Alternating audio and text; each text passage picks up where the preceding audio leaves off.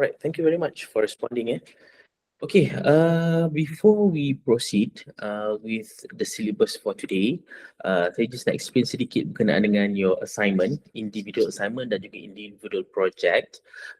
Because I believe that sebelum ni mungkin saya just explain briefly berkaitan dengan your assignment, individual. So for today, I would like to take some time to explain to you guys about what you need to submit.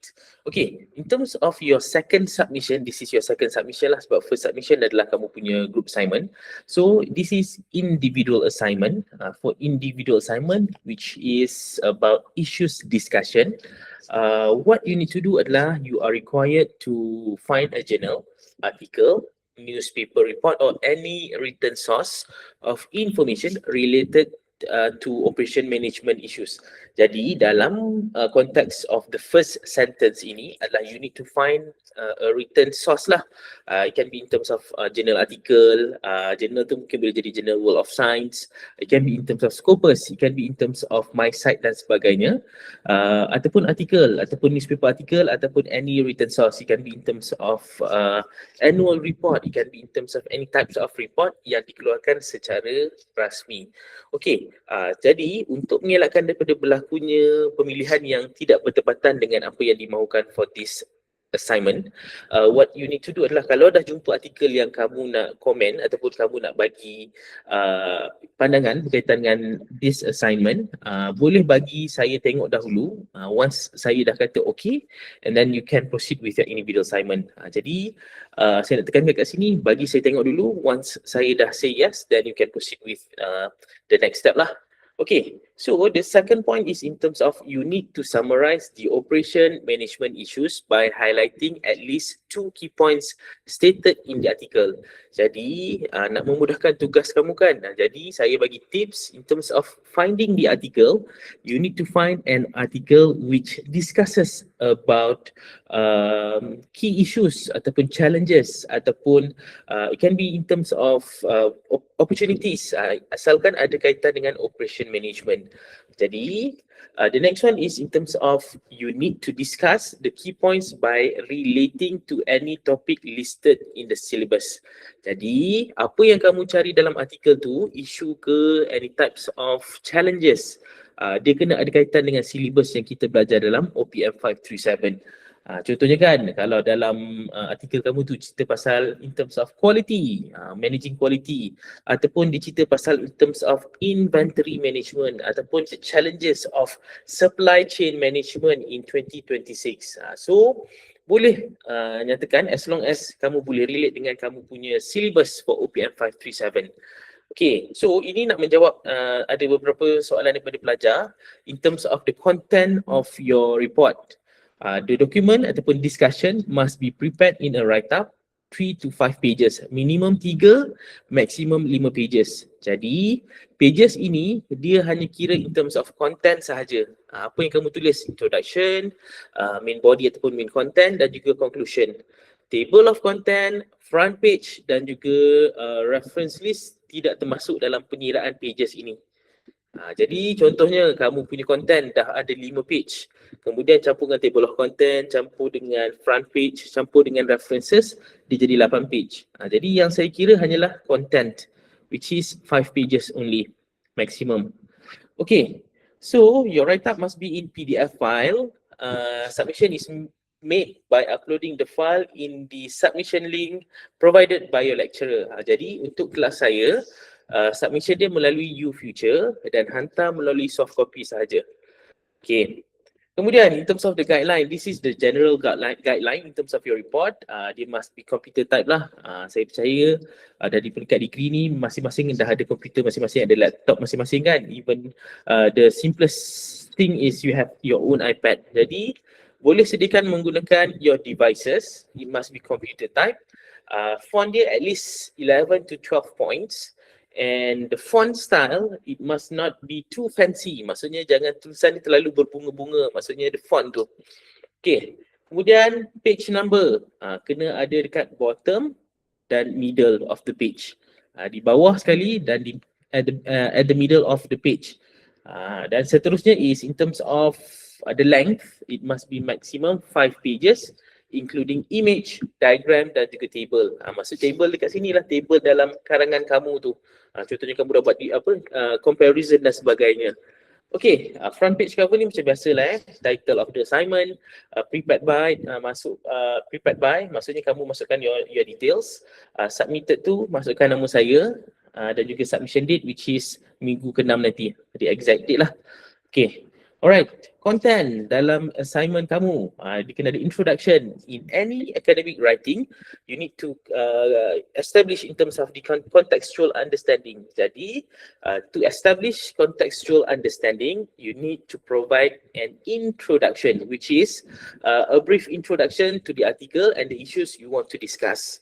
Bolehlah ceritakan sedikit. Saya faham kamu gunakan AI dan sebagainya kan untuk membantu proses penulisan. Tapi jangan rely 100% menggunakan AI. I can detect. Okay, kemudian in terms of the second part of your content is the main body ataupun main content, which is discussion of the issues, content, information, flowchart, factors of production related to the content. Other sources to further discuss the points is welcome and must be fully duly referenced. Any type of references ataupun artikel ataupun bahan bacaan tambahan yang kamu masukkan kena masukkan di bahagian references juga. And then last one is in terms of conclusion. Conclusion ni you conclude lah in terms of you give your own comment based on the overall discussion you have discussed dekat bahagian main body tadi tu, dan juga in terms of and ataupun or things that you have learned from the assignment. So basically dalam part yang terakhir ni, it's like a self-reflection of your learning process. Jadi untuk mudahkan proses tulis conclusion ni, itulah the way you write in terms of your conclusion. It's like a self-reflection of the topic that you have chosen. Okay, next one adalah in terms of references and appendix ataupun appendices menggunakan APA format. APA format ni untuk references lah dia kena ikut alphabetical order, dan juga dari segi artikel apa yang kamu ambil kena tulis di bahagian references. Okay, so ini adalah arahan untuk issues discussion. Jadi bila nak submit nanti, you need to put together your submission together with the rubric. Rubric ni nak dapat kat mana? Dekat dalam Padlet dah letakkan bahagian rubric. Okay, masukkanlah rubrik ni sebab apa? Pemarkahan akan dilakukan in terms of the evaluation will be done using this rubric. Okay, masukkanlah course name dan juga course code. Masukkanlah business operation management, and then course code adalah OPM 537, and then masukkan nama kamu lah dan juga nama lecturer, program BA 247, 277 ke 246 ke, terpulang kepada kamu punya program, each of the program yang kamu assign with for your degree, dan juga group adalah BASS A47.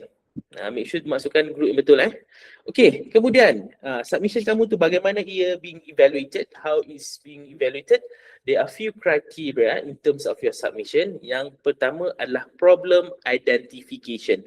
Ini paling penting sekali sebab apa? Bila kamu pilih satu artikel, kalau artikel itu cakap pasal issues in terms of operation management for DHL for example, ataupun terhadap Apple in terms of operation management for Apple for today, which is on 2026. Jadi bila dekat bahagian problem identification ni saya tengok ada dari segi your write up, then the marks allocated will be 10 lah, markah penuh. Okay, kemudian in terms of writing skills ni penting sebab apa? Kamu kena pastikan dari segi penulisan bagaimana kamu nak pisahkan antara poin-poin yang kamu tulis. Contohnya in terms of kamu nak menyatakan poin yang pertama firstly, and then nak nyatakan nak move to point yang kedua secondly dan sebagainya. Ini bagaimana kamu conduct in terms of your writing skill, in terms of introducing your content dalam penulisan. Jadi markah dia adalah 20 marks, dan next kriteria adalah organisation. Dari peringkat degree ni kamu dah kena ada satu pemahaman lah in terms of writing report, kena hantar dalam bentuk yang sedap mata memandang dan mengikut kepada format yang ada. Contohnya in terms of paragraphing, setiap satu paragraf yang kamu tulis tu kena justify. Maksudnya justify tu dari segi format dia dalam bentuk kotak. Tekan dekat atas, dekat Word ada bahagian justify. So pilih justify dekat situ. Okay, in terms of sentence structure, grammar dan juga spelling, markah dia adalah 5 marks. Ini in terms of bagaimana kamu nak pastikan points yang kamu nak nyatakan in your report. It must contain less error in terms of this criteria, dari segi sentences, dari segi grammar, dari segi spelling. Okay, dan last sekali adalah the paper length. Your report should not exceed 800 words dan juga references dia minimum adalah 3. Bukan 3 pages tetapi 3 references. Jadi kalau ada benda ni, you are going to get full marks lah in terms of 5 marks untuk paper length. Okay, right. Seterusnya, masuk sekejap berkaitan dengan individual project. Okay, so into individual project, you need to do an analysis of a demonstration, di mana kalau kamu tekan link dekat sini, you are going to go to watch a video berkaitan dengan penghasilan kayu golf, manufacturing of golf, kayu golf lah. Okay, so what you need to do adalah you need to pay attention to on the step by step process of the production and take note on every procedure in the video. Kena tengok video tu. For example, dia ada 12 steps of manufacturing process. So, lepas kamu dah tengok and then you need to perform a simple analysis from the process in the video by charting a process in the process chart. Process chart ni kita akan tengok sekejap lagi dalam chapter ketiga, which is about quality management. Okay, process chart ni digunakan untuk kita identify benda yang berlaku setiap hari in operation. Jadi, dalam konteks of this assignment, you need to come up with existing process chart. Kemudian, bila dah dapat process chart yang sedia ada, you are expected to perform a review of the process chart and come up with an improvised process chart to improve the process explained in the video. Jadi contohnya kan dalam video tu ditunjukkan 12 steps of manufacturing kayu golf. Jadi bila kamu dah tengok and then kamu ada idea untuk simplify the process, kamu just nak come up with only 6 steps instead of 12 steps. Jadi your suggestion of improvement can be by reducing the delay, transportation, a reduction of activity or time taken to perform the task. These are the things that you can improve in terms of the process. Dari segi delay, dari segi time reduction, dari segi activity reduction ataupun dari segi the usage of the right transportation mode. Okay, and then conclude the project by comparing. You need to compare the existing process chart dengan improvised process chart dan highlight the change. So kalau ada perubahan, memang kena ada perubahan lah sebab penambahbaikan kan. So kamu highlight bahagian mana yang kamu cadangkan. Dekat bahagian ni lah biasanya markah akan diberikan sebab nak tengok the aspect of critical thinking. Okay, and then your write-up must be in PDF file format and submission is made by uploading the file in the submission link provided by your lecturer.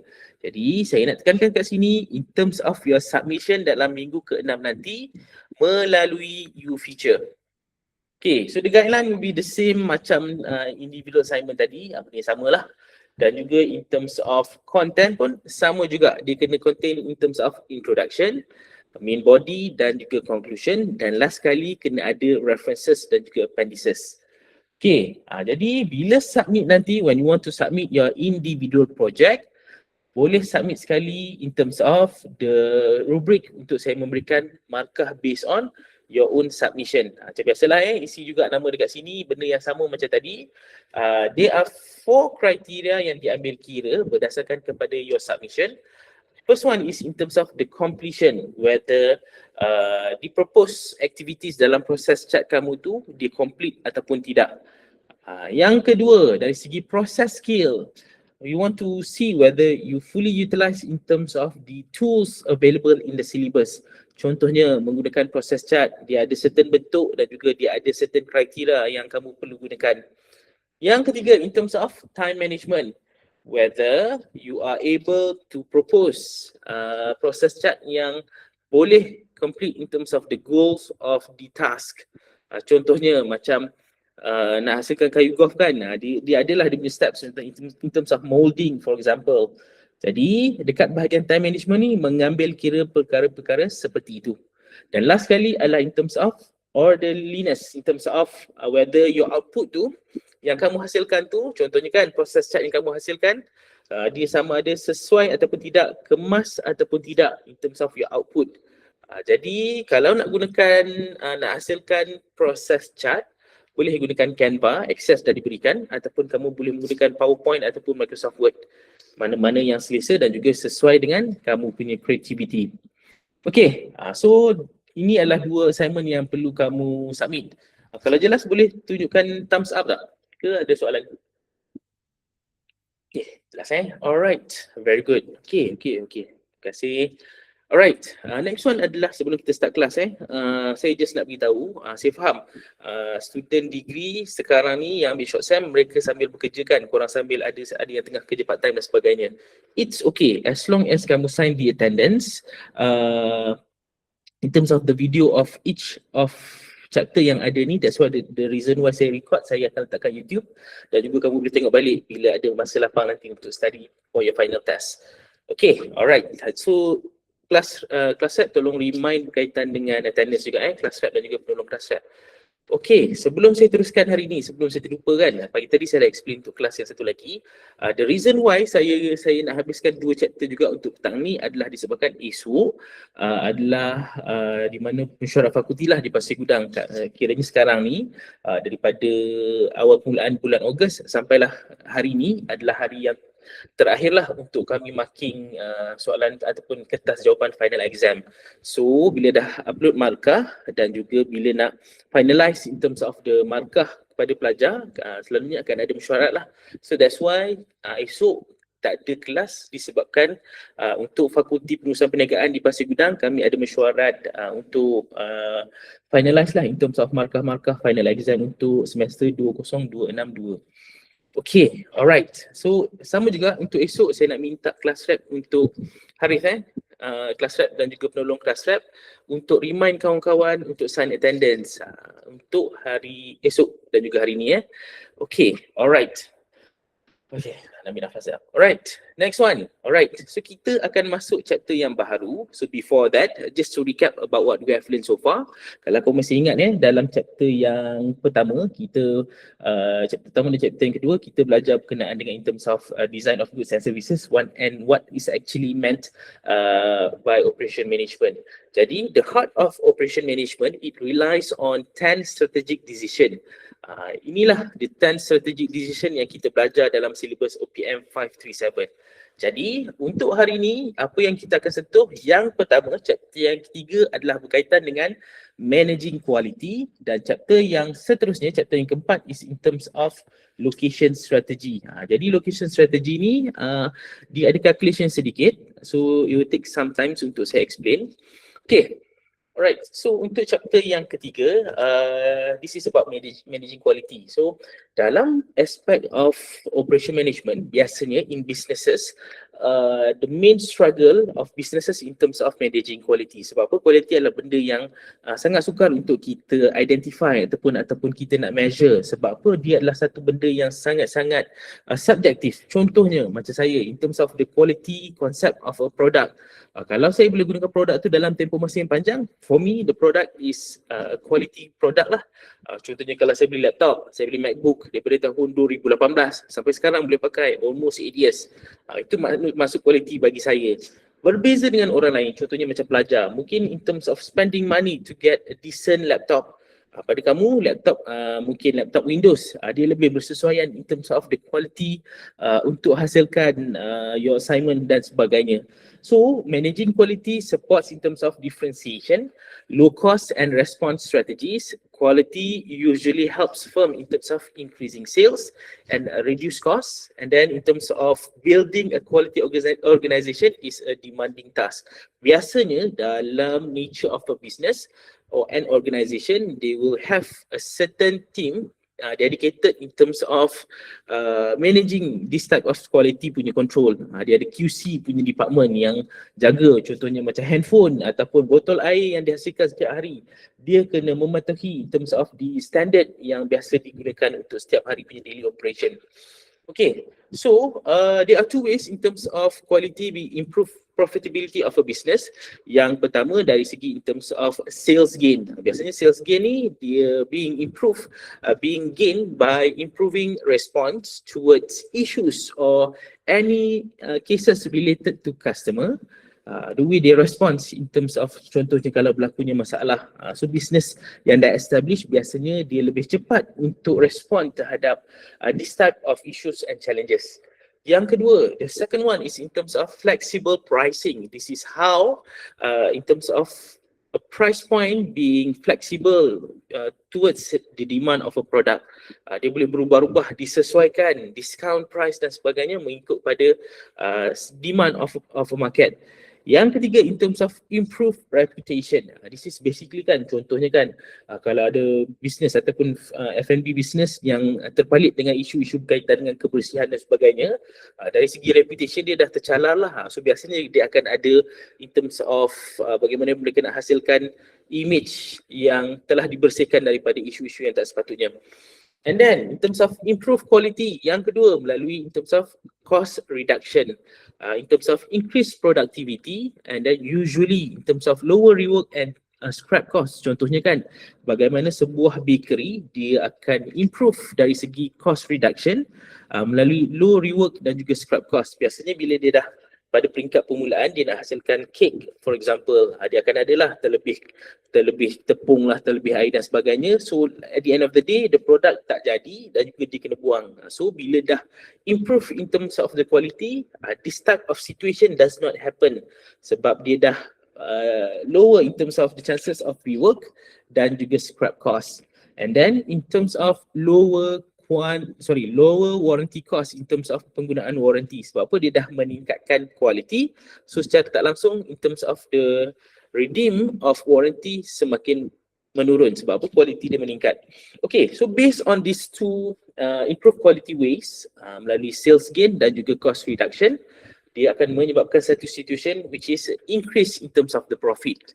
Okay, so bagaimana we are going to define quality? It is basically an operation manager's objective to build a total quality management system that identifies and satisfy customer needs.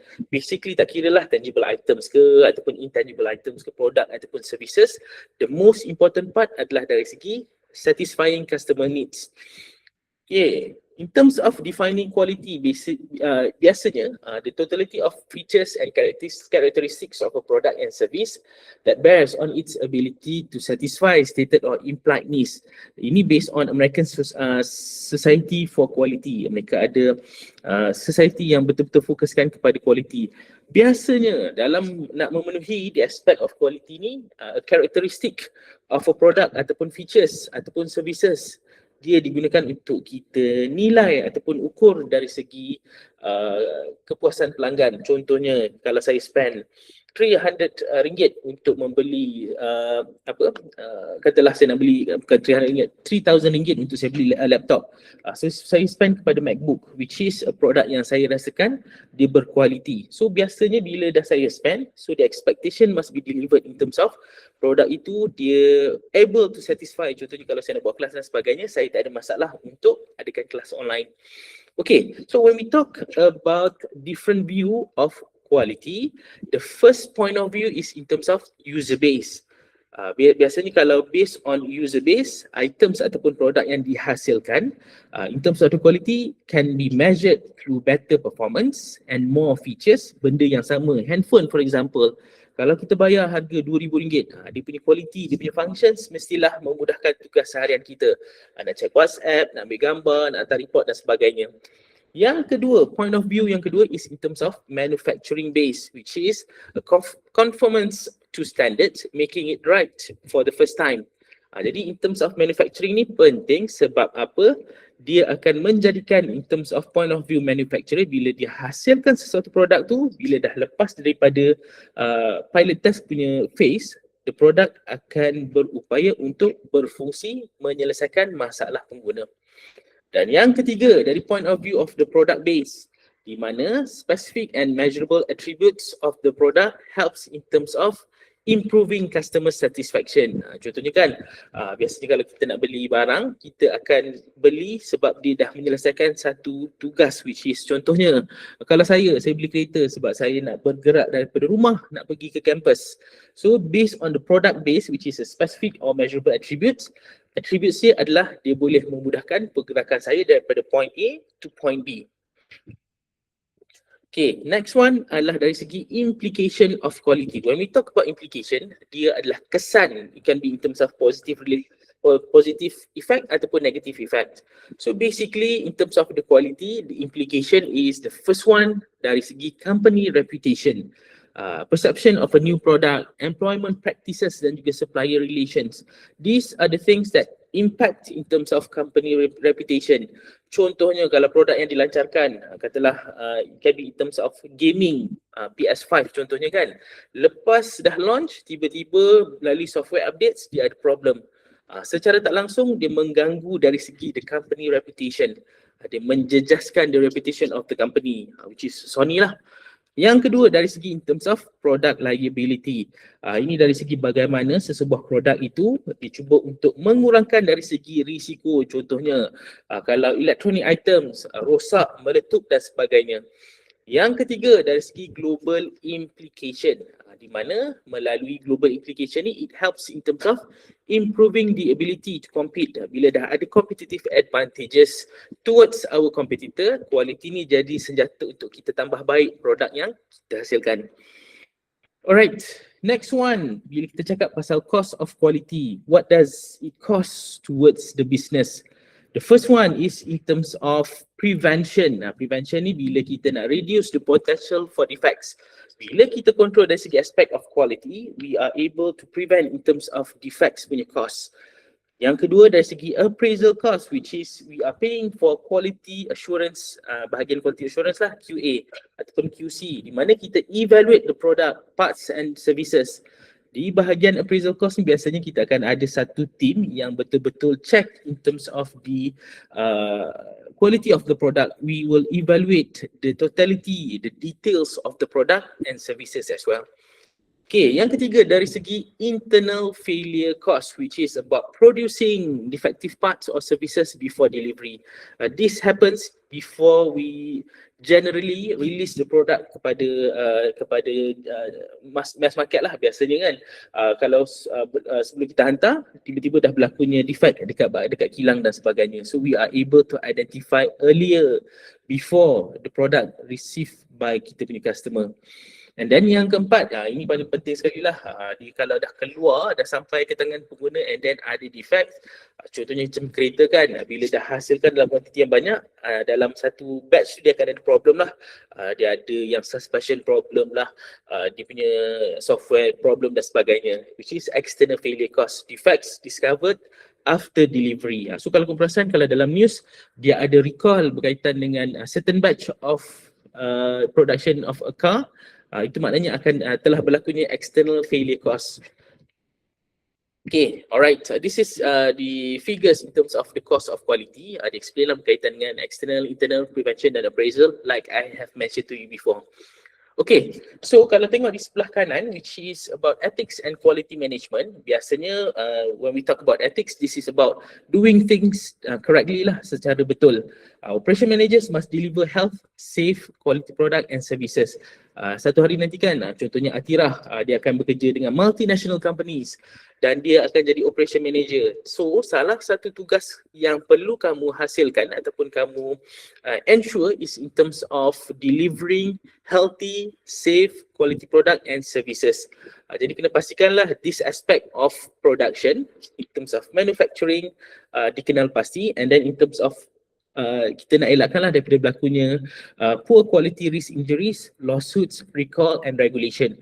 Sebagai contoh, kita cakap pasal ethics dan juga quality management ni, dunia otomotif pada tahun 2012 dia ada satu skandal di mana Takata airbags, airbag yang kita pakai dalam kereta tu yang dihasilkan oleh a company which is Takata, dia ada in terms of defect, in terms of contohnya di kilang yang hasilkan airbag Takata di Mexico, dia telah menghasilkan airbag yang tidak berkualiti, di mana kalau dia kena cuaca panas dia akan menggelembung, so dia menyebabkan berlakunya aksiden dan sebagainya.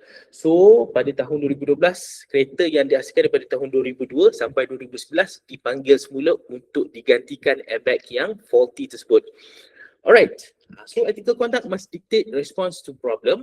Ini contohnya bila berlakunya isu, biasanya otomotif punya manufacturer dia akan panggil baliklah kereta-kereta tu untuk digantikan secara percuma. Dia punya parts yang problem tu.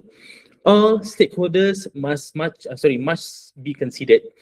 Okay, so bila kita cakap pasal total quality management is a concept yang diperkenalkan oleh automotive industry di mana total quality management TQM.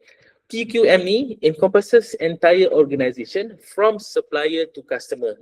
Jadi daripada peringkat permulaan, kalau kamu masih ingat saya explain berkenaan dengan supply chain management, if you still remember, daripada raw materials, daripada supplier, and then kita bawa dekat kilang, kita hasilkan, produce, lepas tu kita simpan dekat warehouse, dan last kali sampai ke tangan pengguna. So this aspect of process, dia dijaga kualitinya melalui total quality management.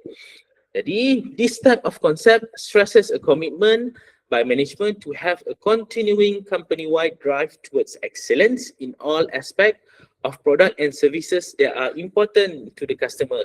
Jadi, contohnya, kalau dari segi TQM ini, Toyota, pengeluar kereta daripada Jepun kan. Okay, so quality is something that they really consider in terms of delivering product. Biasanya dia akan ada multiple checks in terms of the quality of the product. Jadi salah satunya bila dia pastikan dari segi parts yang dihantar daripada supplier akan disemak. Kemudian in terms of the assembly of line workers, and then yang ketiga dari segi dealership of the car, in terms of selling the car. Semua ini dalam proses of delivering items ataupun delivering services diambil kira dan diambil berat. Okay, jadi when we talk about concept of TQM, there are the 7 concepts under TQM, Total Quality Management. The first one is continuous improvement, which is dia adalah penambahbaikan yang dilakukan secara berterusan. Yang seterusnya adalah Six Sigma, which is a concept yang mengambil kira statistical punya figures. Yang ketiga, in terms of employee empowerment, memberikan kuasa untuk pekerja-pekerja biasa bertanggungjawab.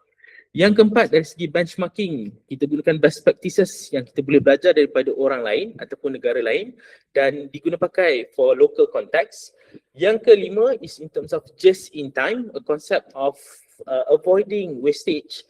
Yang keenam, in terms of Taguchi concept, dan juga last kali adalah knowledge of TQM tools, which is ada beberapa tool yang kita akan tengok sekejap lagi.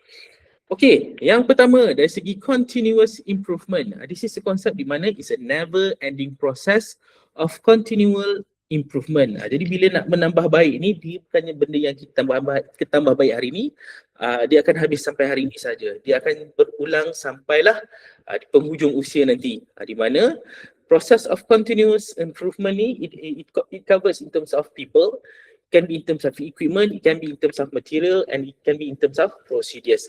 So each of this is actually involved in terms of continually being improved. Every operation can be improved. Jadi bagaimana improvement ni dilakukan? Menggunakan Shewhart PDCA model. PDCA ni it stands for yang pertama plan, which is P, the first P. We identify the patterns and make a plan. Yang kedua, D is the do, the part of where we test whether the plan is workable or not. Yang ketiga, in terms of C, which is checking, is the plan working? Kita check sama ada dia sesuai ataupun tidak dengan konteks of our organisation. Dan last kali is in terms of to actually act, which is we implement the plan. Dan last kali make sure that in terms of documentation of these steps. Paling penting sekali dalam PDCA model ni adalah we need to document dalam bentuk bertulis lah. Sebab proses yang kita nak tambah baik ni dia kena ada bukti bertulis. Okay, salah satu konsep lagi daripada continuous improvement ini adalah Kaizen. Inilah konsep yang digunakan oleh orang Jepun di mana it describe in terms of ongoing process of unending improvement. Contohnya kan dalam sebuah organisasi walaupun dah mencapai in terms of profit dah jadi billion ataupun trillion dan sebagainya, but the process of improvement is always ongoing. Jadi bila dah ada konsep continuous improvement ni, TQM and zero defects are also used in terms of describing continuous improvement. Jadi salah satu dari dalam konteks manufacturing, kita cuba untuk minimizekan dari segi defaults ataupun defects of our production process. Jadi dengan menggunakan continuous improvement. Okey, yang seterusnya adalah in terms of Six Sigma. Six Sigma ni adalah kalau tengok dari segi contextual ataupun conceptually ni, dia ada two meanings. The first one is in terms of statistical definition. Kita cakap pasal statistical definition ni, dia berkaitan dengan numbers di mana in terms of capability ataupun possibility of an occurrence, dia mengambil kira in terms of 99.9997% capability. Maksud kata dekat sini adalah dalam million of opportunities dalam manufacturing, berlakunya kesilapan tu hanyalah 3.4 defect sahaja dalam 1 million, for example. Jadi, a program designed to reduce defects, lower cost, save time and improve customer satisfaction. Six Sigma ni digunakan untuk kita kurangkan dari segi berlakunya kesilapan dalam proses-proses dan juga prosedur. It also means in terms of a comprehensive system for achieving and sustaining business success. Okay, so dalam Six Sigma ini adalah gambar rajah yang dinyatakan dalam millions of output yang kita hasilkan, defectnya hanyalah 3.4 defect sahaja. Jadi bila cakap pasal Six Sigma program ini, it's originally developed by Motorola, adopted and enhanced by Honeywell and GE, and it is a highly structured approach to process in terms of improvement. It includes in terms of a strategy, a plan, a discipline, which is DMAIC, we will look into after this, and then a set of 7 tools. So DMAIC is actually define, measures, analyze, improve, and control.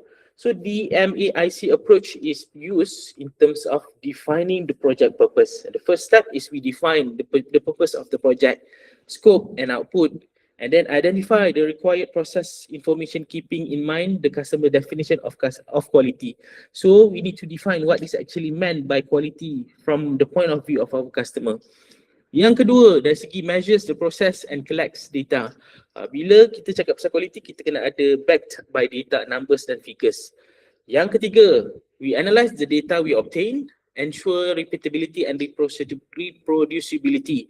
Kita boleh gunakan data yang ada untuk konteks yang berlainan. Hari ini mungkin kita ada data untuk 300 orang pelajar, kemudian bila kita nak replicate balik result yang sama terhadap 300 young adult, sama ada it contains in terms of the same output ataupun berbeza dari segi output yang kita hasilkan. Yang keempat, dari segi improvement by modifying or redesigning existing process and procedures. Dan last sekali, we need to control the new processes to make sure performance levels are maintained. Jadi biasanya when we talk about implementation of Six Sigma, this cannot be accomplished without a major commitment from the top level management. Biasanya bila kita nak implement sesuatu konsep ataupun sesuatu penambahbaikan, dia kena dapatkan approval from our top management. Okay. Alright, sebelum saya teruskan kita rehat sekejap 5 minutes. Kita dah bersiaran lebih kurang dalam 40 minutes kan. Okay, please refresh yourself. Kita rehat sekejap sekarang pukul 2.40. Saya akan sambung pukul 2.45 sekejap lagi bolehlah nak pergi minum air dan sebagainya.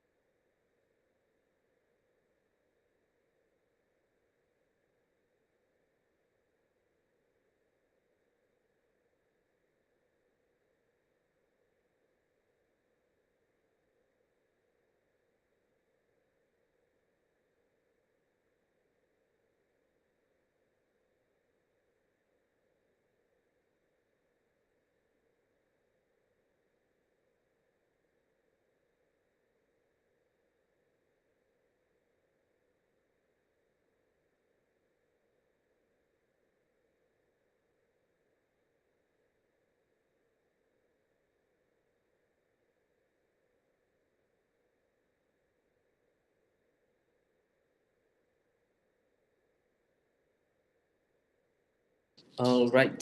So our first 5 minutes break is already done. Jadi there are a few breaks sampai kita nak sampai ke penghujung nanti lah alright, next one adalah in terms of employee empowerment. This is the next part in terms of bagaimana total quality management is being used. Melalui employee empowerment ni, this is a part where usually an organisation they will put trust in terms of their workers untuk buat decision a part of for the operation daily. So it's getting employees involved in terms of product and process improvement. Why? Because they are the ones who use or being involved in terms of the production every day. So the input comes from them. Input yang diberikan oleh pekerja-pekerja biasa ni penting sebab apa, mereka adalah the person who always done the work for everyday punya process. So 85% of quality problems are due to process and material. Meaning to say here is that in terms of things that can be improved comes from process improvement as well as in terms of the improvement of material provision. Okay, the technique used in terms of employee empowerment is in terms of building communication networks that include employees. Dia akan loopkan di dalam in terms of communication between employees so that nobody being left out in terms of doing the decision. Yang kedua is in terms of developing open supportive supervisor. Usually bila bekerja ni kan dia ada hierarchy, kita akan ada kita punya supervisor or manager. So bila ada supportive and open relationship with our superior, kita akan ada satu level of trust in terms of improving kita punya daily operation. Next one, the third one is in terms of responsibility to employees, which is memberikan kuasa untuk buat decision for daily punya task. Yang keempat, dari segi high moral organisation being built up. Yang kelima, dari segi to create formal team structures. Biasanya dalam sebuah department dia akan ada structure yang kita kena ikut lah, which is siapa yang in charge in terms of the operation, siapa yang in charge in terms of technicalities dan juga in terms of technology for example. Jadi contohnya in terms of employee empowerment ni, contoh yang kita boleh tengok adalah dari segi Hotel Ritz-Carlton. It's a high-end punya hotel di mana it allows employees, tak kira lah from housekeeping sampailah front desk, to spend up to $2,000 in terms of resolving a guest problem without asking a manager, which is building a high moral and highly responsive organisation. Di mana mereka diberikan allowance 2,000 in terms of kalau dia boleh selesaikan masalah sendiri tanpa perlu merujuk kepada manager. Menariknya Ritz-Carlton ni sebab dia adalah high-end punya hotel kan, so it's a business where it's established in terms of good relationship with the customers. Okay, the next TQM punya tools adalah in terms of quality circles, which is a group of employees who meet regularly to solve problems. They are trained in terms of planning, problem solving and statistical method, and is often led by a facilitator and very effective when done properly. For example, hospital ward, biasanya kan kalau biasa jaga your parents dan sebagainya, mereka akan ada everyday punya meeting. Dia akan berkumpul sekejap 15 to 30 minutes in terms of discussing and solving recurring issues. Contohnya ward A ni dia tak cukup dari segi dia punya syringe ataupun ubat dan sebagainya. So this is how menggunakan quality circle in terms of discussing problems and providing solution. Okay, next one adalah dari segi in terms of benchmarking. Benchmarking ni menarik sebab apa? It is about selecting best practices to use as a standard for performance. Jadi dalam benchmarking ni dia melibatkan in terms of determining in terms what to benchmark, in terms of form a benchmark team, identify benchmarking partners, collect and analyze benchmarking information, and take action to match or exceed the benchmark. Which is sebagai contoh yang pernah saya alami sendiri in terms of benchmarking ni is my own experience bila nak buat undang-undang berkaitan dengan e-hailing services pada tahun 2017-2018. Pada ketika itu kita masih belum ada satu undang-undang yang betul-betul define what is actually e-hailing services. E-hailing ni contohnya macam Grab, dulu kita ada Uber, sekarang kita ada MyCar dan sebagainya kan. Itu yang dikategorikan sebagai e-hailing. Kalau sebelum ni kita ada taksi. So bila ada keperluan untuk buat undang-undang ini tapi kita tidak ada expertise in terms of legalization of e-hailing services. So what we did, my team did, was benchmarking analysis. Benchmarking analysis ni kita tengok best practices yang diamalkan oleh negara-negara yang dah berjaya menguatkuaskan undang-undang berkaitan dengan e-hailing services ni. So the first step is we determine apa yang kita nak benchmark, which is undang-undang berkaitan dengan e-hailing services untuk negara-negara maju. Singapore, United States dan juga European country, ini adalah negara-negara yang telah berjaya menguatkuaskan undang-undang untuk perkhidmatan e-hailing pada ketika itu. So what we did was we take the best practices dan juga kita sesuaikan dengan konteks punya, local punya konteks untuk Malaysia. Dia kena ada PSV license, dia kena ada kenderaan sendiri, kenderaan tu tak bolehlah melebihi 10 tahun punya usia. Inilah benda-benda yang diambil daripada luar negara disesuaikan dengan konteks Malaysia. Itu bagaimana in terms of benchmarking ini digunakan. Okay, in terms of best practices for resolving customer complaints, the best practice adalah make it easy for clients to complain, which is justification dia sebab apa? Dalam business ni is a free market research. Yang kedua, in terms of responding quickly to complaints, it adds to customer and loyalty. Bila customer mendengar ataupun rasa diri dia didengari in terms of the complaints dan juga feedback, dia akan build in terms of loyalty. Yang ketiga, in terms of resolving complaint on first contact, because it reduces cost tanpa ambil masa yang panjang, kita respond terhadap complaints, for example. Yang keempat, using computers to manage complaints. This is in terms of discovering trends, sharing them and align with your services. Dan best practices yang terakhir adalah recruiting the best for customer service job, which means it should be part of formal training and career advancement. Okay, selain daripada external benchmarking, kita ada internal benchmarking. For example, katalah satu hari Kasih dia akan kerja dengan multinational company. Contohnya Tesla kan, dekat Malaysia ada, dekat Thailand ada, dekat Europe ada, dekat Japan ada, dekat Germany pun ada, for example kan. So it's a organisation which is large enough dan data dia lebih accessible sebab dia ada different data from different countries and then can and should be established in a variety of areas. Jadi dengan ada internal benchmarking ni dia memudahkan sebab data tu dah ada, it's tunggu untuk kita analyse sahaja. Okay, next one dari segi JIT, just in time. Okay, kalau JIT ni dalam konteks logistik ataupun transportation, dia diperkenalkan oleh Toyota. Toyota ni adalah manufacturing car ataupun automotive manufacturer yang berasal daripada Jepun. Dia memperkenalkan konsep JIT ni untuk mengelakkan pembaziran. Jadi in terms of JIT ni, it cut cost in terms of quality, it improve in terms of quality, dan bila cakap pasal quality ni means less inventory and better, easier to employ JIT system. Jadi kalau dahulu Toyota sebelum adanya konsep JIT ni, dia akan order raw materials dalam kuantiti yang berlebihan, menyebabkan pembaziran. Sebab apa? Bila dia keluarkan output, raw material yang dia order tu tidak digunakan secara fully utilization. So dia akan ada wastage dan juga pembaziran lah. Jadi JIT ini diperkenalkan untuk mengelakkan pembaziran.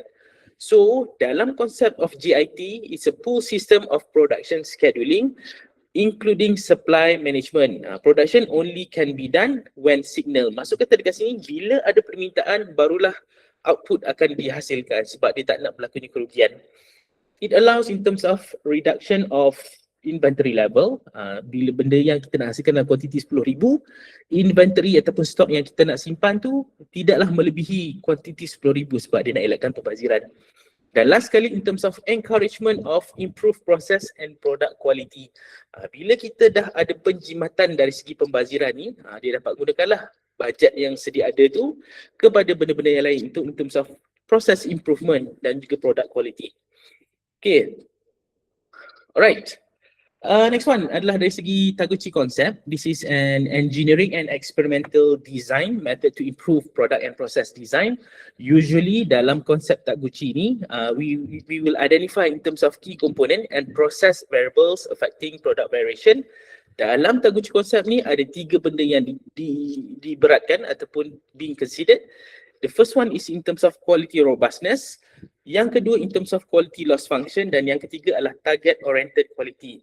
When we talk about quality robustness, it's the ability to produce product uniformly in adverse manufacturing and environmental condition. Biasanya bila kita ambil ataupun kita remove the effect of adverse condition, dia tidak akan mengganggu dari segi proses penghasilan sesuatu produk. Sebagai contoh, kalau perasan kan Apple, dia punya handphone dari segi design, dari segi camera placement, dari segi dia punya antenna placement tidak banyak berubah. Sebab apa? Dia nak memastikan di aspek of quality robustness. Produk yang dia dah hasilkan tahun lepas boleh digunakan untuk penghasilan pada tahun ini. Okay, kemudian quality loss function is in terms of showing that cost increase as the product moves away from what the customer wants. Biasanya dalam quality loss function ni, dia nak menunjukkan kos yang terlibat, dia akan meningkat apabila dia tidak mementingkan what the customer wants. Okay, kemudian in terms of target oriented quality, biasanya di bahagian ini, dia akan melibatkan dari segi bagaimana sesuatu produk dihasilkan berdasarkan pada target-target yang telah ditetapkan. Contohnya, nak hasilkan 10,000 produk setiap hari atau setiap bulan, akan ada di aspek of quality yang diambil berat. Okay, alright. So kita sampai dekat bahagian TQM tools, which is about dia ada 3 aspek penting dalam TQM tools ni. Yang pertama, tools ni digunakan untuk generating ideas. For example, bila kamu nak buat group project kan, of course kamu akan ada brainstorming session, akan discuss within your team members. Jadi, biasanya for generating ideas ni ada 3 tools yang digunakan, which is check sheet, scatter diagram dan juga cause and effect diagram. Okay, konsep TQM tools yang seterusnya adalah in terms of organizing the data. Data yang kita ada, dia akan jadi satu dalam kuantiti yang banyak, dan kita perlukan something in terms of managing this type of data. So, kita akan menggunakan Pareto chart dan juga kita akan menggunakan process diagram, which we refer as flow chart. Kemudian bahagian yang ketiga, which is about identifying problems, which is about histogram, menggunakan bila kita nak check sesuatu trend ataupun kejadian of situation, kita akan menggunakan histogram dan juga statistical process control chart. Okay, so these are example of the 7 tools of TQM di sebelah kanan ni. This is a check sheet, di mana check sheet ni biasanya digunakan setiap hari untuk kita check in terms of the defect of 3 different items mengikut kepada jam-jam, contohnya jam pertama, jam kedua, jam ketiga, jam keempat dan seterusnya. So kita cuba menggunakan check sheet. Okay, yang kedua kita gunakan scatter diagram. Scatter diagram ni usually is a graph of the value of one variable towards another variable. Jadi kalau kita tengok dalam graph ni, dia ceritakan productivity dan juga absenteeism. Contohnya, productivity untuk sebuah kilang pada setiap hari bergantung kepada jumlah pekerja yang hadir. So, when we talk about absenteeism, dia contohnya ada pekerja MC, ada pekerja ambil emergency leave, ada melibatkan in terms of kesan terhadap productivity. Okay, tools yang ketiga is cause and effect diagram. It's a tool that identify in terms of process elements. Kita tengok apakah which the causes dan juga dia akan effect in terms of the outcome.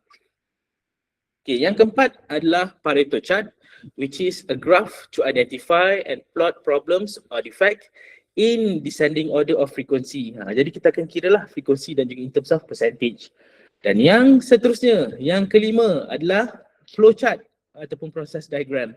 Ini yang kamu perlu gunakan in your individual project punya submission, which is a chart that describe the step in a process. Jadi flowchart ni biasanya digunakan untuk kita identify steps in a process dalam sebuah manufacturing plant ataupun dekat warehouse ke dekat factory. Usually proses chart ni dia akan menunjukkanlah daripada peringkat permulaan, penghasilan dan at the end of the process.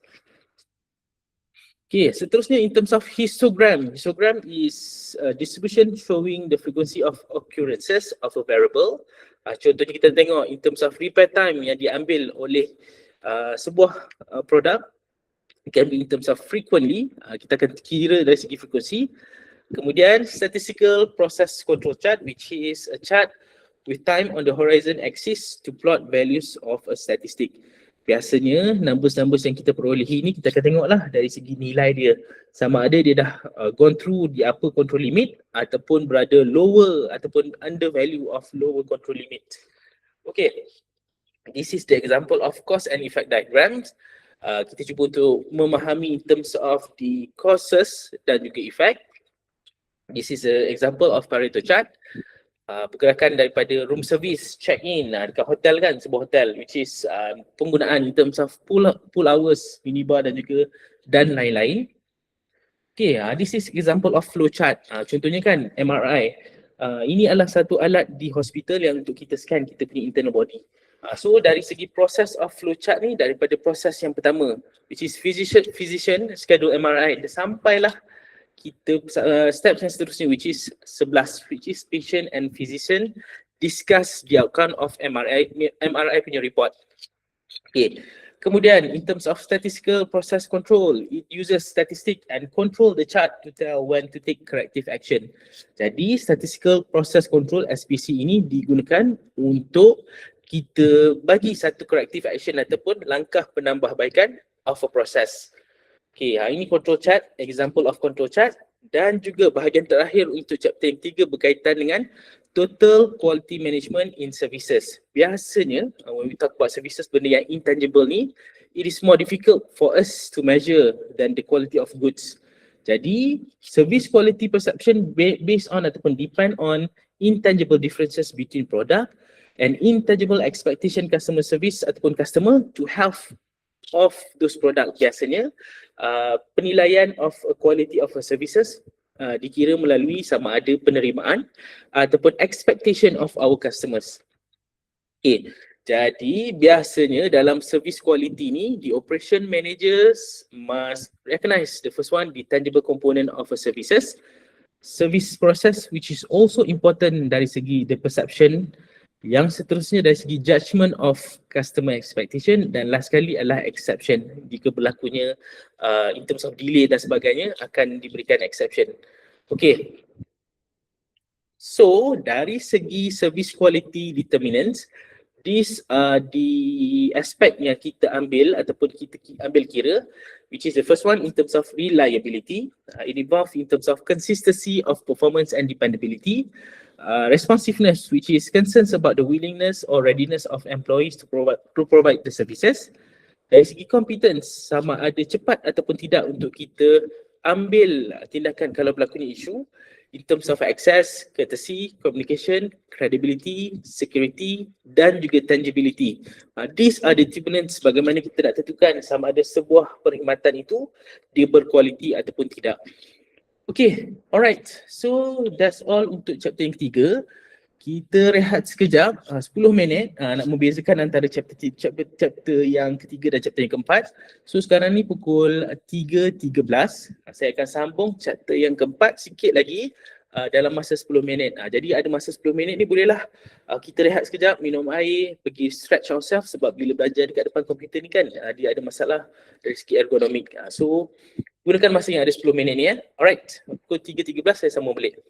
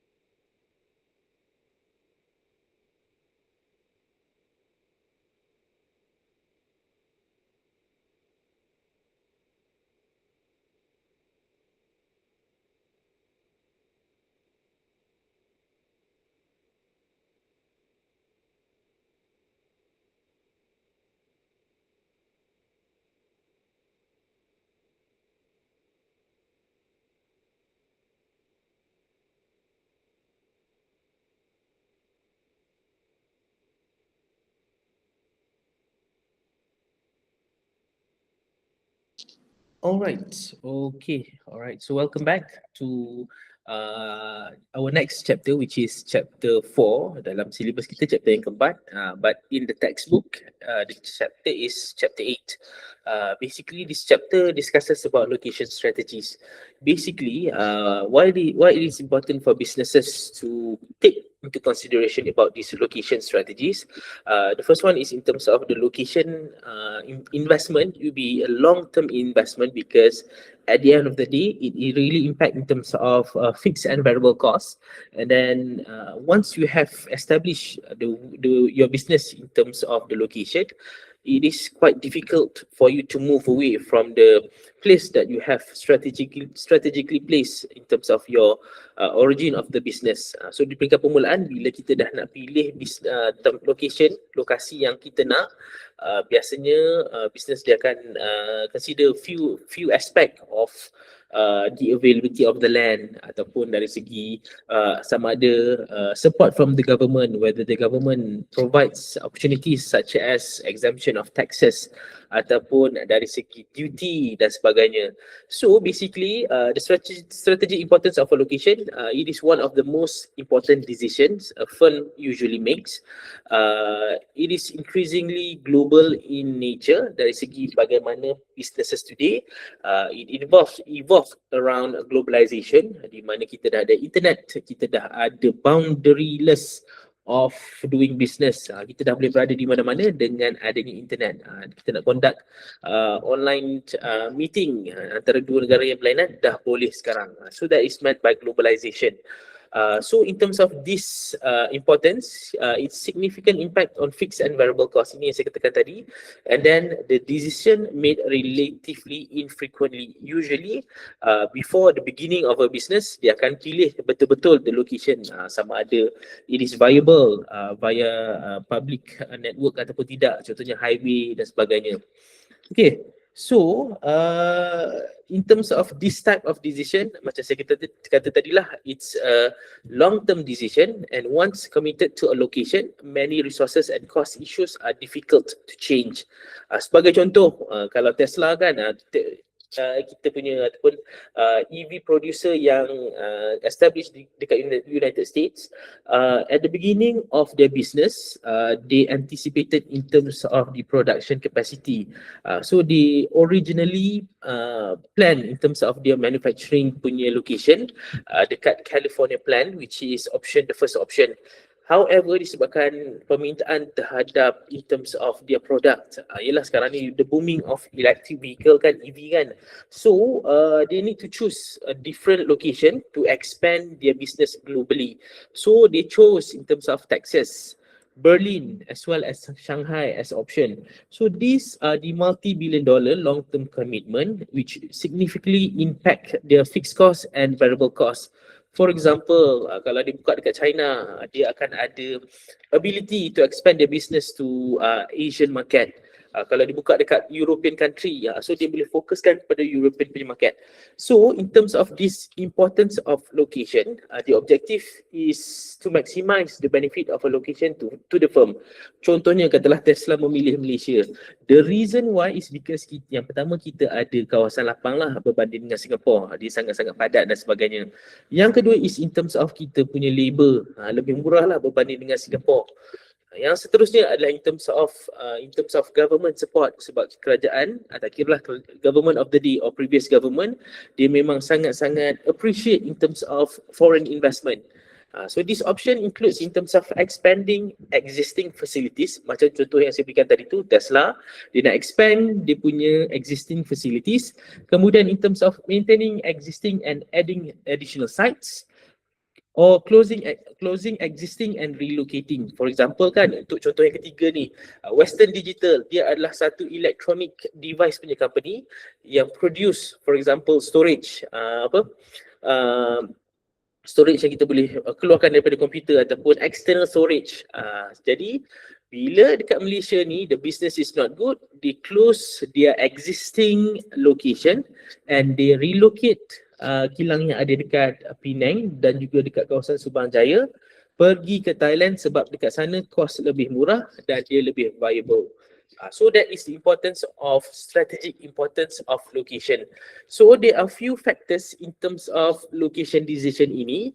Yang pertama adalah dari segi globalization, which adds to the complexity of making decision, because the current market economics sekarang ni dengan ada in terms of lot of options in our country ataupun di dalam ekonomi di dunia.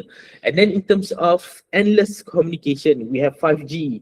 Ada negara yang belum lagi ada internet connection di tahap 5G. And then in terms of rapid reliable transportation, dekat Malaysia kan kita ada jaringan jalan raya ataupun highway yang membanggakan. It really connect daripada selatan sampailah ke utara, for example. And then in terms of ease of capital flow and differing labor costs. Jadi salah satu faktor kenapa ada location decision ini akan dinilai melalui identifying of key success factor, KSM. Kita akan tengok sekejap lagi di dalam bahagian calculation. Okay, so each of the location decision, the bigger picture is country decision. Which country do we want to choose in terms of expanding our business? These are the key success factors. In terms of political risk, this is the first factor. In terms of government rules, attitudes and incentive, ada negara dia sangat-sangat tertutup dari segi ekonominya. Contohnya macam Korea Utara. Ataupun kita ada negara-negara yang sangat-sangat open dari segi in terms of doing business together. Contohnya macam Malaysia, Singapore. These are the countries yang really open about their the way doing business at their country. And then in terms of cultural and economic issues, perbezaan culture dan juga economic juga memainkan peranan dari segi in terms of location decision. Yang ketiga dari segi location of markets. Kadang-kadang penempatan ataupun kawasan industrial terlalu jauh daripada labour market pun menjadi salah satu isu. Kemudian dari segi labor talent, attitudes, productivity and cost, sama ada sesebuah negara tu dia ada kemampuan untuk produce items dalam kuantiti yang banyak in a big amount ataupun mass production. Sebagai contoh in China or India, they have the ability to conduct mass production. In terms of availability of supplies, communication and energy, this is in terms of bagaimana a country trying to make in terms of basic necessities available. Dan yang terakhir in terms of exchange rates and currency risk. This is in terms of how currency plays a role in terms of sama ada negara-negara yang maju, perbezaan currency itu memainkan peranan dari segi decision making. Okay. Seterusnya, bila kita narrow down location decision ni di peringkat region ataupun community decision, kalau tengok contoh dalam textbook, they really focuses about the states in United States. Dia ada Minnesota, dia ada Wisconsin, dia ada Illinois, dia ada Indiana, Ohio dan sebagainya. So, the key success factors untuk narrow down, which is about region ataupun community, the first one is in terms of corporate desires. In terms of attractiveness of a region, sama ada dia boleh kendalikan bisnes dalam situasi yang memerlukan. In terms of labor availability and cost, dari segi cost and availability of utilities, basic necessities, electricity, air dan sebagainya. In terms of environmental regulation, undang-undang, sama ada kerajaan negeri ataupun state government really encourage in terms of foreign direct investment. Dari segi government incentive and fiscal policies, proximity to raw materials and customer and land and construction costs. So, bila dah narrow down lebih kecil lagi konteks ataupun scope dia berkaitan dengan site decision. So, dia dah pilih Indianapolis, which is a state in United States. Jadi, key success factors dia adalah dari segi contohnya, site size and cost, sama ada tak tanah yang available untuk dibangunkan sebuah manufacturing yang bersaiz sangat besar. In terms of air, rail, highway and waterway system, the aspect of transportation.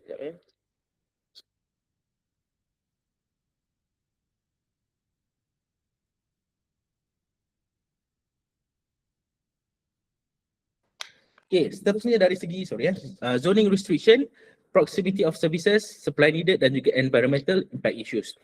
Okay. Jadi, the first calculation untuk chapter yang keempat ni, it's a very simple calculation. dia nak kira dari segi labor productivity, productivity pekerja-pekerja. So wage rates are not the only cost available or being considered. Lower productivity may increase the total cost. Jadi biasanya dalam soalan dia akan tanyakan dibagi dua situation ataupun dua location for you to calculate the cost per unit, which is kita bahagikan labor cost per day bahagi dengan productivity, which is usually dalam soalan dia akan berikan units per day. Jadi dalam situasi ini, dalam textbook dia berikan dua situation ataupun dua location. The first one is South Carolina. Kita nak kirakan labor cost per day, dia beri $70.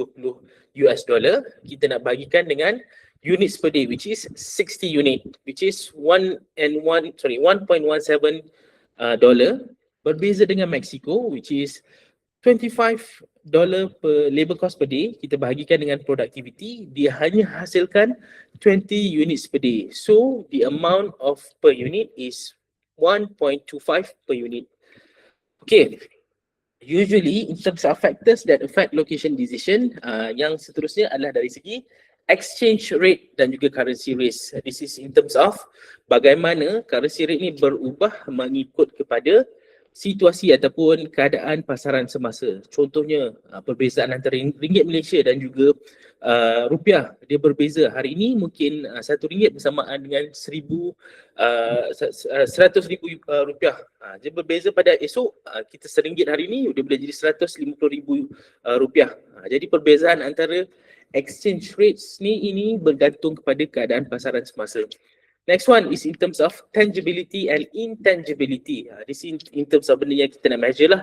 It can be in terms of cost of utilities, labours, materials dan juga taxes, ataupun dari segi community dan juga quality of life. Okay, seterusnya dari segi in terms of this location decision will be based on cost alone, which create difficult ethical situation. Okay, biasanya melibatkan in terms of political risk, values dan juga culture. Okay, kalau dalam gambar rajah di sebelah kiri ini, kalau kamu tengok, dia menunjuk in terms of ranking corruption. Ini dikeluarkan pada tahun lebih kurang dari 2013-2014, which is many years ago. Saya percaya kalau kita tengok pada the current ranking, dia dah berubah lah mengikut pada keadaan semasa. Okay, yang seterusnya adalah in terms of proximity to market.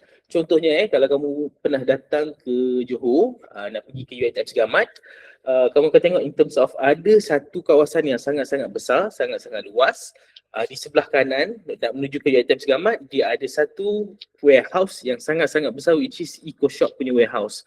Jadi kenapa warehouse itu diletakkan di kawasan Segamat? Yang pertama adalah proximity to market, di mana dia ada akses terhadap jalan raya, dia ada akses terhadap labour market, ada pekerja-pekerja yang boleh bekerja dan juga akses terhadap kawasan tanah yang lapang.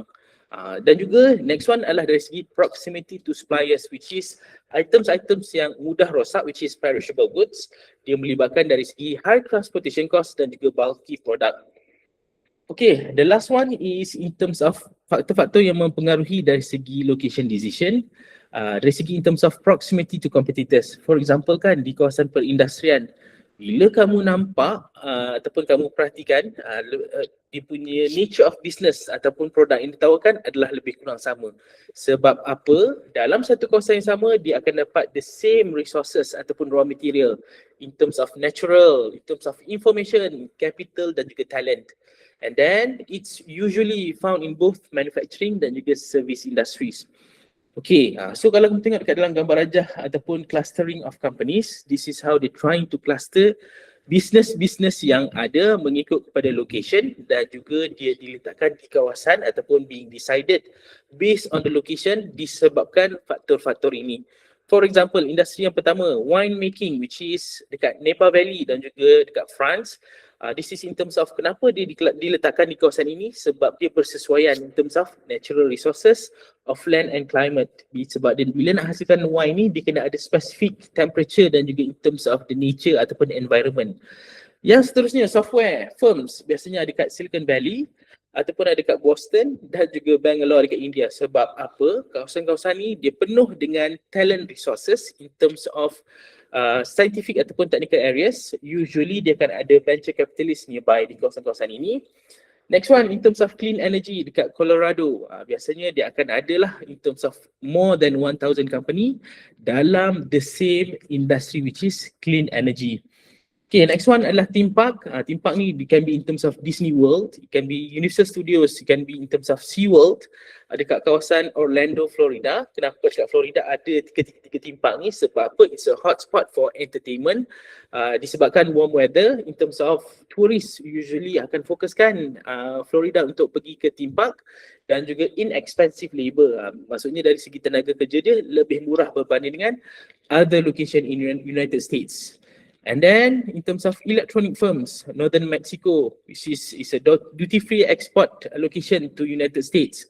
Computer hardware, which is dekat Singapore dan juga Taiwan, dan juga fast food chain, for example kan, dekat Johor ni lah, dekat kawasan Pasir Gudang, dekat kampus ni, ada satu kawasan nearby, kawasan Seri Alam. Di kawasan ni biasanya kita akan dapat fast food chain yang sama ataupun dalam satu kategori yang sama. Kita ada McDonald's, KFC, ada Burger King, ada Pizza Hut, ada Domino's dan sebagainya. Saya percaya dekat Puncak Alam pun sama juga. Dalam satu kawasan dia ada fast food chain, dia ada sites within 1 mile of each other. Dah ada McDonald's, dah ada KFC, ada T-Life, ada Zeus Coffee, dah ada Coffee Bean dan sebagainya kan. Berbanding dengan zaman saya belajar dulu, benda-benda ni tak ada dekat Puncak Alam dulu. Okay, sebab apa? Dia nak stimulate in terms of food sales dan juga high traffic flow. And then in terms of general aviation aircraft, dia fokuskan dekat Kansas, which is kawasan ni dia memang fokuskan kepada mass of aviation skill. In terms of athletic footwear ataupun outdoor footwear, dia melibatkan in terms of organ. Biasanya company-company contohnya macam Nike, dia develop talent dekat kawasan organ. Sebab apa? Dia dah ada expertise di sana. Alright, okay. So kita akan pergi dekat bahagian calculation. Kalau tadi kita just nak kira labor cost saja. Sekarang ni method yang pertama bila nak decide in terms of location adalah factor rating method. Okay, it is popular because a wide variety of factors can be included in the analysis.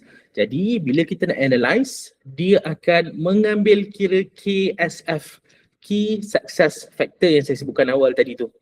Okay, so biasanya dalam factor rating method ni, kalau lah memang akan masuk dalam final test nanti, dia akan tanyakan kamu the amount of, for example, the total of weighted scores. Dia minta untuk kamu buat perbandingan dan sebagainya.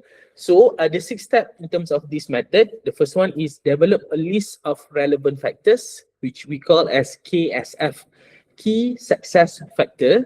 Yang kedua adalah to assign a weight to each factor. Kita akan assign factor ni berdasarkan kepada arahan di dalam soalan. Dia dah berikan, don't worry. Yang ketiga, to develop a scale for each factor, which is kita akan bagi scale mengikut kepada kehendak soalan. Next one adalah score each location for each factor. Dan yang seterusnya, which is we multiply score by weights for each factor for each location. Dan last sekali kita akan buat recommendation based on the highest point score. Jadi kalau tengok dekat dalam option yang diberikan ni, business yang nak menjalankan expansion of their location, dia akan mengambil kira 5 aspek, which is the key success factor adalah labor availability dan juga attitude. And then second one is people to car ratio, per capita income, tax structure and education and health. Okay, so the weightage diberikan adalah 0.25 untuk labor availability, 0.05 for people to car ratio, per capita income is 0.10, to tax structure adalah 0.39 dan untuk education and health is 0.21. So total bila tambah keseluruhan weight ni adalah 1.00. Kalau kita convert kepada percentage, dia akan jadi 100 lah. Okay, so score ni akan diberikan which is untuk France, untuk kelima-lima KSF ni 70, 50, 85, 75 dan 60. Untuk Denmark 60, 60, 80, 70, 70. So bila kita nak dapatkan weighted score, kita akan darabkan 0.25 darab dengan 70, 0.05 darab dengan 50, ini untuk France 0.10 darab dengan 85, 0.39 darab dengan 75 dan 0.21 darab dengan 60. So total yang kita dapat ni, kita tambahkan the total weighted score untuk France adalah 7.4. Okay. Kita ulang langkah yang sama untuk Denmark, which is kita darabkan 0.25 darab dengan 60, 0.05 darab dengan 60, 0.10 darab dengan 80, dan 0.39 darab dengan 70, and 0.21 darab dengan 70. So total score yang kita dapat adalah 68. So bila dah dapat kedua-dua location weighted score for kedua-dua location, kita akan buat recommendation based on the highest point score. Jadi dalam situation ini, the highest score adalah France. Okay, itu untuk in terms of calculation yang pertama, in terms of factor rating example. Yang kedua adalah locational cost volume analysis, di mana kita akan buat economic comparison of location alternative. Biasanya dalam soalan dia akan memberikan lebih daripada satu location untuk kita buat analisa. So 3 steps in the method, which is kita determine fixed and variable cost for each location. Biasanya dalam soalan dah diberikan, is about kita nak kira sahaja nanti. Yang kedua, plot the cost for each location. Dan yang ketiga, kita akan select the location with the lowest total cost for expected production volume. Jadi dalam textbook diberikan 3 location, sama ada nak pilih Athens, Brussels ataupun Lisbon. Fixed cost dah diberikan, variable cost dah diberikan dan juga total cost dah diberikan. Selling price dia adalah 120 dan expected volume dia adalah 2000. So bila kita nak kira in terms of the crossover point, kita akan menggunakan gambar rajah ataupun kita akan menggunakan graph. Don't worry, this part kita akan go through dalam kelas calculation nanti dalam minggu ke-6 ataupun minggu ke-7 nanti. Biasanya saya akan buat dalam minggu ke-6 lah.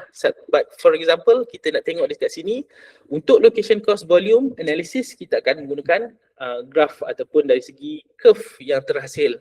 Okey, yang ketiga, yang ni paling penting sekali, di mana center of gravity method.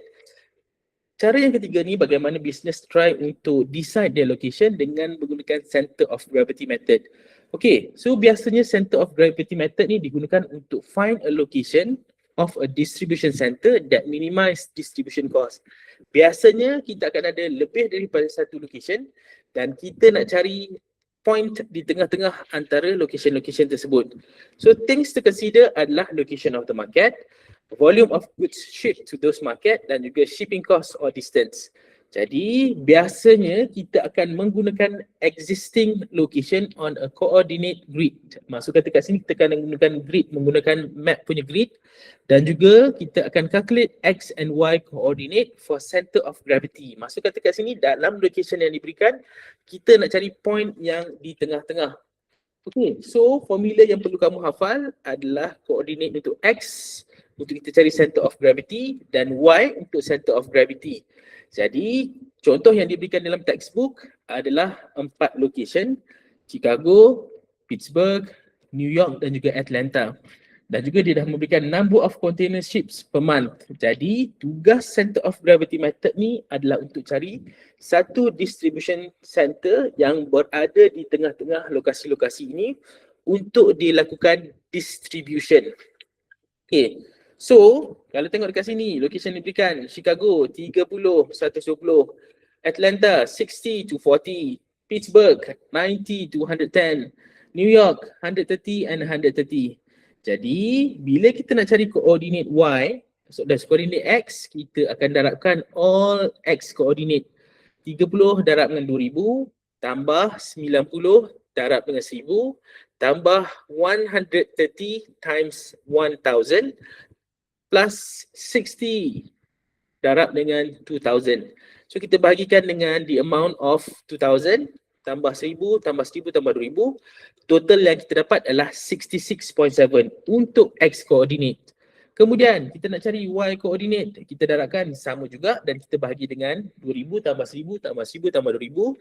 So untuk Y coordinate kita dapat 93.3. So next one adalah bila kita nak plotkan di dalam graph, so kita akan dapat center of gravity dekat sini di tengah-tengah keempat-empat lokasi yang ada, which is 66.7 untuk X coordinate dan Y coordinate adalah 93.3. Jadi this is the center of gravity method. Okay. Next one adalah in terms of service location strategy. Bagaimana kalau tadi kita kira dari segi in terms of product punya service location strategy, now we are going to look into in terms of service location strategy. So it is based on purchasing power of a customer drawing area. Biasanya dia akan dibangunkan di kawasan yang ada permintaan in terms of the services and image compatibility with demographic. Dia mengikut kepada kesesuaian demografik. Contohnya kalau servis yang ditawarkan, contohnya macam insurance, kalau ditawarkan untuk kawasan-kawasan yang student mungkin tak kurang bersesuaian lah sebab belum ada awareness. Biasanya di kawasan yang orang dah bekerja ataupun warga emas. Dan yang ketiga adalah competition in the area. Biasanya dalam satu kawasan yang sama ada permintaan untuk certain services. Kemudian yang keempat dari segi quality in terms of the competition, dari segi competitive advantages. Uniqueness of the firms and competitors' location, physical qualities of facilities and neighbouring business, and operating policies of the firm. Dan last sekali adalah quality of management. Okay, so untuk location strategies untuk table 8.6 ini kamu boleh baca sebab dia just beritahu in terms of bagaimana service retail ataupun professional, different types of services dan juga in terms of the technique yang digunakan. Okay, alright. So that's all for chapter 4. Ada apa-apa soalan ke yang nak ditanyakan berkaitan dengan chapter 4? Any question? Okay, so saya assume tak ada soalan Alright, so that's all for today. Jangan lupa untuk sign attendance. And saya akan jumpa kamu minggu depan sebab esok kita tidak ada kelas. So please take a good care of yourself dan saya nak minta bantuan kelas rep untuk dan juga penolong kelas rep lah untuk remind kawan-kawan berkaitan dengan attendance hari ini dan juga esok Okay, so that's all for today. Thank you very much. Recording untuk hari ini saya akan letakkan dekat dalam YouTube dan once dah ready saya akan post dekat Padlet. Thank you very much. Assalamualaikum. Waalaikumsalam. Thank you, Doktor. Waalaikumsalam. Thank you, sir. Thank you, sir. Thank you, sir. Thank you, sir. Welcome.